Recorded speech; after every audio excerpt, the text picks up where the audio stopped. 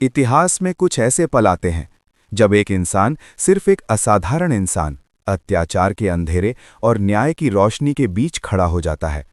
जब उसके चारों तरफ की दुनिया कहती है तुम नहीं कर सकते, तुम्हें नहीं करना चाहिए, तुम यहाँ के नहीं हो, और फिर भी वो लिखता है।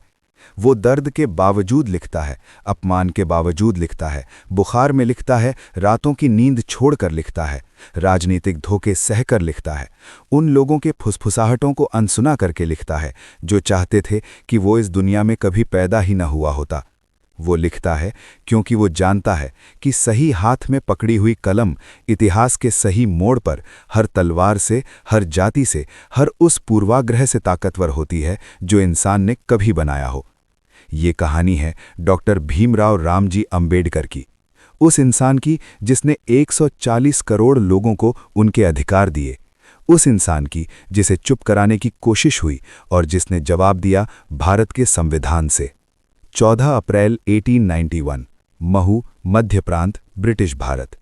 एक छोटे से सैन्य छावनी शहर में एक बालक जन्म लेता है, महार जाति में, जिसे हिंदू वर्ण व्यवस्था की कठोर सीढ़ी में अछूत माना जाता था। उसका नाम है भीमराव। वो रामजी मालोजी सकपाल और भीमाबाई की 14वीं संतान है। रामजी ब्रिटिश भारतीय सेना में सैनिक हैं।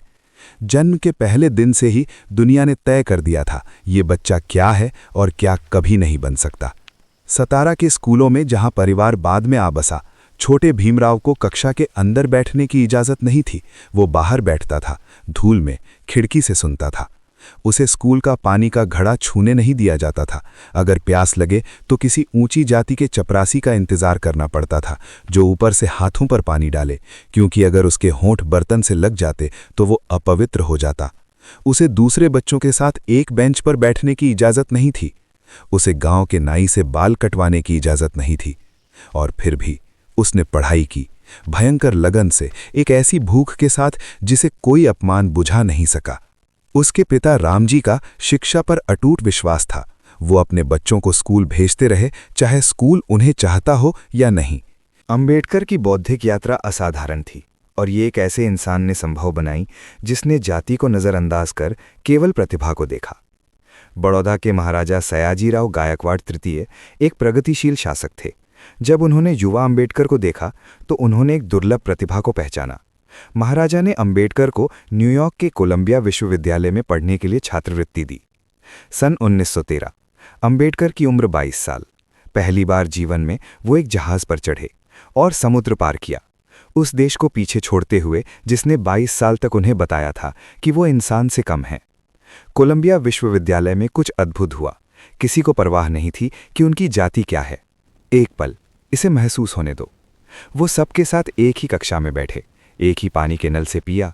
उन्हें वैसे ही सम्मान से संबोधित किया गया जैसे किसी भी और छात्र को। पहली बार उन्होंने महसूस किया कि बस एक इंसान होना कैसा लगता है, और उस आज़ादी में वो फट पड़े। कोलंबिया में अंबेडकर ने महान प्रोफेसर जॉन ड्यूई के अधीन पढ़ाई की।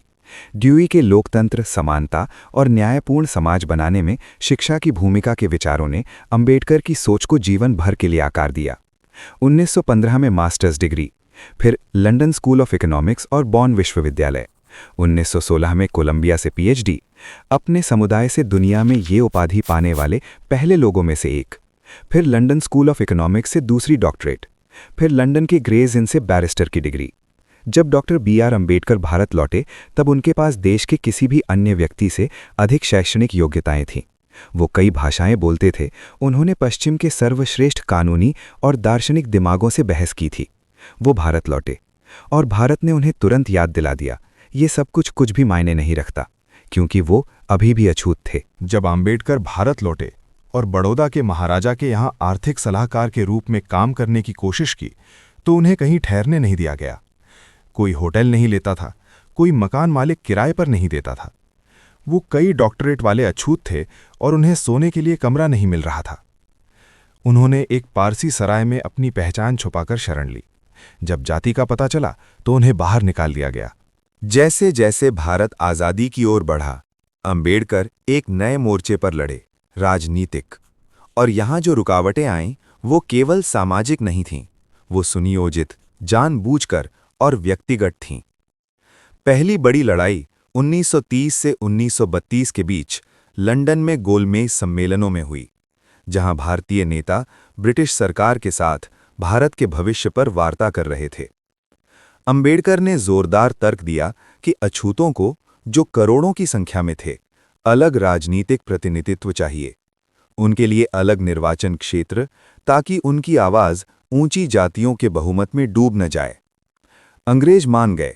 1932 में ब्रिटिश प्रधानमंत्री रैमसे मैकडॉनल्ड ने कम्युनल अवार्ड की घोषणा की, और तब महात्मा गांधी ने इसे रोकने के लिए मृत्यु तक उपवास शुरू कर दिया। गांधी ने तर्क दिया कि अलग निर्वाचन क्षेत्र हिंदू समाज को स्थायी रूप से बांट देंगे। वो इसे राष्ट्रीय एकता के लिए खतरा बताते थे। उन्होंने खाना पानी छोड़ दिया, और जैसे जैसे गांधी की तबीयत बिगड़ती गई, जिम्मेदारी अंबेडकर पर डाली जाने लगी। पूरे भारत में दलित बस्तियों पर हमले होने लगे। लोग कहते, अंबेडकर गांधी को मार रहे हैं, अंबेडकर देश को बर्बाद कर रहे हैं। अगर गांधी मर गए तो ये अंबेडकर का कसूर होगा। सोचिए, वो पल कैसा लगा होगा। अंबेडकर ने अपनी पूरी जिंदगी अपने लोगों के अधिकारों के लिए लड़ी थी।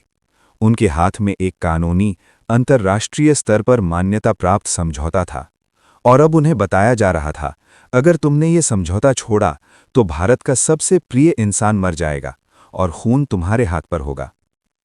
डॉक्टर अंबेडकर ने अपने जीवन के सबसे पीड़ादायक फैसलों में से एक लेते हुए पूना पैक्ट पर हस्ताक्षर किए। उन्होंने अलग निर्वाचन क्षेत्र छोड़ दिए, बदले में सामान्य हिंदू निर्वाचन क्षेत्रों में अधिक आरक्षित सीटों के लिए। ये एक समझौता था, और अंबेडकर जानते थे कि ये समझौता उनके लोगों को पीढ़ियों तक महंगा पड़ेगा। उन्होंने बाद में लिखा, गांधी ने न केवल खुद को बर्बाद किया, बल्कि दलित वर्गों को भी बर्बाद कर दिया। जब भारत ने 15 अगस्त 1947 को आज़ादी पाई, तो नए राष्ट्र को एक संविधान चाहिए था। प्रधानमंत्री जवाहरलाल नेहरू ने एक ऐसा फैसला किया जिसने कई लोगों को चौंकाया और कुछ को क्रोधित भी किया। उन्होंने डॉक्टर BR अंबेडकर को संविधान मसौदा समिति का अध्यक्ष नियुक्त किया। एक दलित, एक अछूत, वो इंसान जिसे ऊंची जाति के भारत ने दशकों तक चुप कराने की कोशिश की, अब उसे राष्ट्र का सबसे महत्वपूर्ण दस्तावेज लिखने की कलम थमाई जा रही थी। एक पल की खामोशी, इसे महसूस होने दो। ये सही फैसला था। उनके साथ काम करने वाले तुरंत जान गए। संवैधानिक कानून का उनका ज्ञान बेमिसाल था। उन्होंने America, Britain, Ireland, Canada, Australia और दर्जनों अन्य देशों के संविधानों का अध्ययन किया था। लेकिन अब जो रुकावटें उनके सामने थीं, वो हर दिशा से आ रही थीं। पहली रुकावट, वो समिति जिसने उन्हें अकेला छोड़ दिया। मसौदा समिति में 7 सदस्य थे, लेकिन महीनों के भीतर आंबेडकर व्यावहारिक रूप से अकेले काम कर रहे थे। कुछ सदस्य बीमार थे, कुछ को दूसरे पदों पर नियुक्त कर दिया गया, कुछ बस अनुपस्थित रहे, बार बार अकारण। किसी भी लोकतंत्र के इतिहास में सबसे महत्वाकांक्षी संवैधानिक दस्तावेज मूल रूप से एक इंसान द्वारा लिखा जा रहा था। दूसरी रुकावट, उनका अपना बीमार शरीर। डॉक्टर अंबेडकर मधुमेह से पीड़ित थे, न्यूरेटिस से, एक दर्दनाक तंत्रिका रोग जिसने चलना भी कठिन बना दिया, और दृष्टि लगातार कमजोर हो रही थी। कुछ रातें ऐसी थीं जब वो हाथों के दर्द के कारण कलम ठीक से पकड़ नहीं पाते थे। कुछ दिन ऐसे जब वो सामने रखे पन्ने ठीक से देख नहीं पाते थे। वो 35 करोड़ लोगों के राष्ट्र का संविधान लिख रहे थे, लालटेन की रोशनी में, दर्द में, कभी कभी आधे अंधेपन में। वो नहीं रुके। तीसरी रुकावट, भीतर से राजनीतिक विरोध। संविधान सभा में हर कोई वो संविधान नहीं चाहता था जो अंबेडकर लिख रहे थे। कुछ सदस्य, खासकर रूढ़िवादी, ऊंची जाति पृष्ठभूमि के, अस्पृश्यता उन्मूलन का विरोध करते थे, सार्वभौमिक वयस्क मताधिकार का विरोध करते थे, अनुसूचित जातियों और जनजातियों के लिए आरक्षण का विरोध करते थे। अंबेडकर ने हर आपत्ति का उत्तर इतनी तीक्ष्णता और सटीकता से दिया कि उनके विरोधी निरुत्तर हो जाते थे। उन्होंने उनके तर्क पहले से भांप लिए थे, क्योंकि वो उस वास्तविकता को जी कर आए थे जिसकी उन तर्कों ने रक्षा करने की कोशिश की थी। चौथी रुकावट, काम की विशालता। 1947 का भारत किसी सरल अर्थ में एक देश नहीं था। सैकड़ों रियासतें, दर्जनों भाषाएं, अनेक धर्म, प्राचीन आदिवासी समुदाय, पहाड़ी लोग, तटीय लोग, रेगिस्तानी लोग, सभी को एक संवैधानिक ढांचे के अंतर्गत लाना था। अंबेडकर ने पढ़ा, शोध किया, बहस की, संशोधन किए। उन्होंने अंग्रेजी, फ्रांसीसी और जर्मन में संवैधानिक कानून पढ़ा। उन्होंने 395 अनुच्छेदों और 8 अनुसूचियों का एक दस्तावेज तैयार किया, किसी भी लोकतांत्रिक राष्ट्र के लिए लिखा गया सबसे लंबा और सबसे विस्तृत संविधान। संविधान लिखते समय अंबेडकर का व्यक्तिगत जीवन गहरे शोक में डूबा हुआ था। उनकी पहली पत्नी रमाबाई का 1935 में निधन हो गया था। वर्षों की गरीबी और बीमारी से टूटकर उन वर्षों में जब आम्बेडकर ने सब कुछ आंदोलन को दे दिया था और घर के लिए बहुत कम बचा था। वो अपराध बोध वो जीवन भर उठाते रहे। मसौदा लेखन के दौरान उनके पास कोई स्थायी घर नहीं था। वो नई दिल्ली में एक किराए के मकान से काम करते थे, किताबों से घिरे हुए। 50,000 से अधिक। वो पुस्तकालय जो उन्होंने जीवन भर में बनाया था, उनकी सबसे प्रिय संपत्ति। जो लोग उन्हें जानते थे उनके अनुसार कुछ रातें ऐसी थीं जब आम्बेडकर आधी रात के बाद अपने कमरे में अकेले बैठे होते थे। घर के बाकी लोग सो चुके होते थे। संवैधानिक दस्तावेजों और दर्जन भर देशों की कानूनी पुस्तकों से घिरे, लालटेन की रोशनी में लिखते हुए, दर्द की वजह से सूजे पांवों को मेज पर टिकाए हुए। वो उन लोगों के लिए गिरजाघर बना रहे थे जिन्हें कभी मंदिर में घुसने नहीं दिया गया। 1948 में उन्होंने डॉक्टर सविता कबीर से विवाह किया, एक डॉक्टर जिन्होंने अपनी जिंदगी उनके स्वास्थ्य की देखभाल को समर्पित कर दी। उन्होंने बाद में लिखा कि मसौदा काल में कुछ दिन ऐसे थे जब वो सच में डरती थीं कि वो संविधान पूरा होते देख पाएंगे या नहीं। वो बचे रहे क्योंकि उन्होंने नहीं बचने से इनकार किया। 25 नवंबर 1949, भारत की संविधान सभा। संविधान पूरा हो गया है। एक दिन बाद ये औपचारिक रूप से अपनाया जाएगा। डॉक्टर आम्बेडकर सभा को अपना अंतिम भाषण देने के लिए उठते हैं। वो लगभग 1 घंटे बोलते हैं, लोकतंत्र के बारे में, नेता पूजा के खतरों के बारे में, स्वतंत्रता की नाजुकता के बारे में। वो सभा को चेतावनी देते हैं, एक दूरदर्शिता के साथ जो आज भविष्यवाणी जैसी लगती है। वो कहते हैं, संवैधानिक नैतिकता एक प्राकृतिक भावना नहीं है, इसे विकसित करना पड़ता है। हमें समझना होगा कि हमारे लोगों को अभी ये सीखना है। भारत में लोकतंत्र केवल एक ऊपरी परत है, उस भारतीय मिट्टी पर जो मूलतः अलोकतांत्रिक है। और फिर भाषण के अंत के करीब वो कुछ ऐसा कहते हैं जो उस कमरे में ध्यान से सुनने वालों का दिल तोड़ देता है। वो कहते हैं कि 26 जनवरी 1950 को, जिस दिन संविधान लागू होगा, भारत एक विरोधाभासी जीवन में प्रवेश करेगा।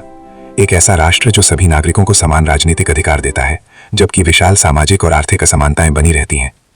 वो पूछते हैं, हम कब तक अपने सामाजिक और आर्थिक जीवन में समानता से इनकार करते रहेंगे? अगर हम इसे लंबे समय तक नकारते रहे तो हम अपने राजनीतिक लोकतंत्र को खतरे में डालेंगे। वो सही थे, वो जानते थे कि वो सही हैं, और वो डरे हुए थे। वो इंसान जिसने अभी अभी भारत को उसका सबसे बड़ा उपहार दिया था, वो डरा हुआ था कि भारत उसके साथ क्या करेगा। संविधान अपनाए जाने के बाद अंबेडकर ने भारत के पहले कानून मंत्री के रूप में काम किया, लेकिन कांग्रेस सरकार के साथ उनके संबंध बढ़ते तनाव में थे। कानून मंत्री के रूप में उनका सबसे बड़ा विधायी प्रयास था हिंदू कोड बिल, हिंदू व्यक्तिगत कानून में एक व्यापक सुधार जो हिंदू महिलाओं को तलाक का अधिकार, संपत्ति में समान उत्तराधिकार का अधिकार और विवाह के भीतर भेदभाव से सुरक्षा देता। इसे बार बार रोका गया, अपनी ही सरकार के रूढ़िवादी सदस्यों द्वारा, और अंततः प्रधानमंत्री नेहरू की विरोध के सामने इसे आगे न बढ़ाने की अनिच्छा द्वारा। 1951 में आम्बेडकर ने मंत्रिमंडल से इस्तीफा दे दिया। उन्होंने लिखा कि उन्हें यह समझ आ गया है कि दलित वर्गों के हित कांग्रेस के हाथों में सुरक्षित नहीं है। उनका स्वास्थ्य लगातार बिगड़ता रहा, मधुमेह, कमजोर होती दृष्टि, 60 साल की लड़ाई का संचित बोझ। 14 अक्टूबर 1956 को अपनी मृत्यु से महज कुछ सप्ताह पहले डॉक्टर BR आम्बेडकर ने अपने जीवन का सबसे व्यक्तिगत ऐतिहासिक निर्णय लिया। नागपुर में एक सामूहिक समारोह में अपने लगभग 6 लाख अनुयायियों के साथ उन्होंने बौद्ध धर्म ग्रहण किया। उन्होंने निष्कर्ष निकाला था कि जाति व्यवस्था हिंदू धार्मिक संरचना से अलग नहीं की जा सकती। उन्होंने एक अलग मार्ग चुना, एक ऐसा मार्ग जो उनके विश्वास में बिना ऊंच नीच के गरिमा प्रदान करता था। 6 दिसंबर 1956 को डॉक्टर भीमराव रामजी आम्बेडकर दिल्ली में नींद में ही चल बसे। वो 65 वर्ष के थे। वो किताबों से घिरे हुए पाए गए। रात पहले वो एक पांडुलिपि पर काम कर रहे थे। वो कभी नहीं रुके।